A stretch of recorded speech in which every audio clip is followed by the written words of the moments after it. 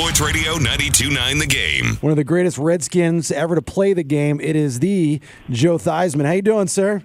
I'm doing good, guys. Thank you. Not a problem. I'm a fan. Grew up watching you, and I tell you, a little upset about this RG3 bench. And, went out to watch him. I've never seen him play. That's bad for business. They should be fined for that. Now you're not going to see him again. No, I mean, they should be fined for that, right, Joe? I mean, you need your star player to play. That's what the fans want to see, right? You send your letter of disconcern or concern over that. I'm sure they'll pay you whatever fine you request. Do you think it's a smart decision to sit him for business purposes? I think it's a very difficult decision to make.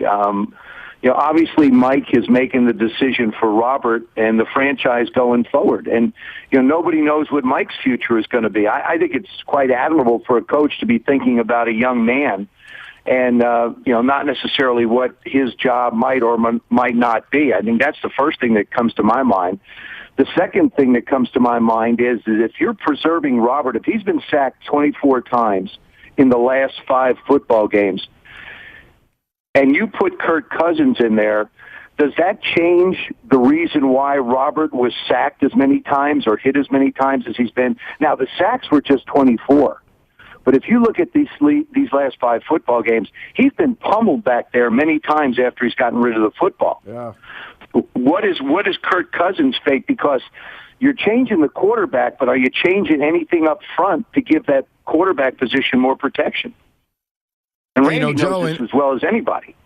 And Joe, if you're looking at this quarterback, what a difference. I mean, we understand guys have surgeries and, how fast does he or does he not come back? Whatever. All that aside, this is a different football player. He accelerates out of the pocket differently. He doesn't separate from the defenders like he used to do. He has made some really terrible decisions with the football through the course of the season so far.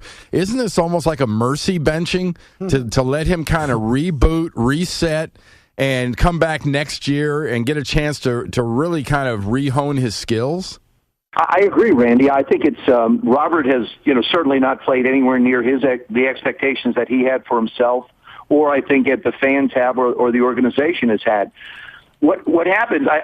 It's an interesting scenario when you study. If you look at last year, Robert Griffin III relied so much on his legs and his athletic ability, almost had 900 yards rushing. All of a sudden, you basically take that away from him. And you're right, Randy, there isn't an explosiveness out of the pocket. He can't turn the corners as well.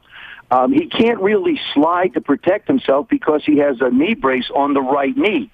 And, like those of us that played baseball, you lead with your left, you tuck your right under yourself, and you slide. Well, Robert can't do that, so he has to go down awkwardly to try and protect himself. But you take away that escapability of his, and so much more becomes how well you throw the football. Now he's a 60% passer, but this offensive line is not set up to be a pocket-passing offensive line. They run block well, but when it comes to individual matchups, they get beat all the time, and the quarterback takes an incredible amount of punishment. So you've taken away Robert's probably greatest asset at this point of his career, and that's his athleticism to escape the pocket.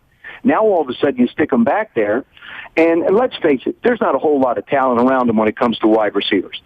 I mean, Pierre Garçon has 89 catches. The next closest is 45. And you're just struggling to have any kind of offense. Your special teams are the most horrific in football, probably in Redskin history. So you're getting no help over there. Your defense has given up over 400 points, the most in the National Football League. So it isn't just that position that there are issues, but that's the only one that you can make a change to try and get something going for your football team. Joe, do you think this is the end for Coach Shanahan? And what are your thoughts on bringing in a guy potentially like an Art Briles? I don't know if it's going to be the end for Mike. That's going to be for Mike and Dan to sit down. I think for people to say, hey, let's bring in an Art Briles. He had RG3 in college. My response to that is, so what? There are 44 other players that are going to dress on Sunday, not just his quarterback. And Robert is not the same quarterback he was in college. And this isn't college football. I don't know Art. I don't know. Chip Kelly has made a great transition from college to professional football.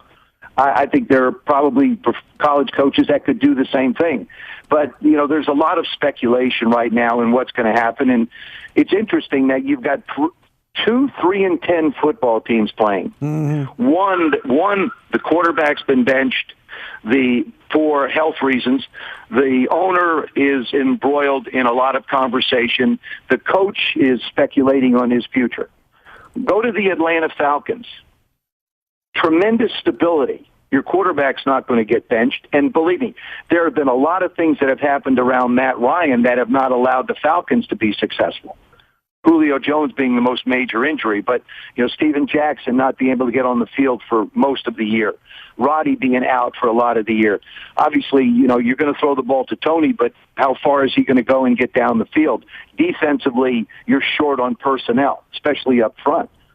And it's funny, these two teams have the exact same records, but the conversations that swirl around one are so different that swirl around the other. Well, it makes for entertaining drama on our end. I'd talk to you all day, Joe, but I got to go, and hopefully we can get you back on sooner than later. And I'm still going to wear my RG3 jersey on Sunday, and maybe he won't be doing much, and he can hang out and get a picture so I can mark out for him for a little bit. Well, I'm sure he'd be more than happy to accommodate you.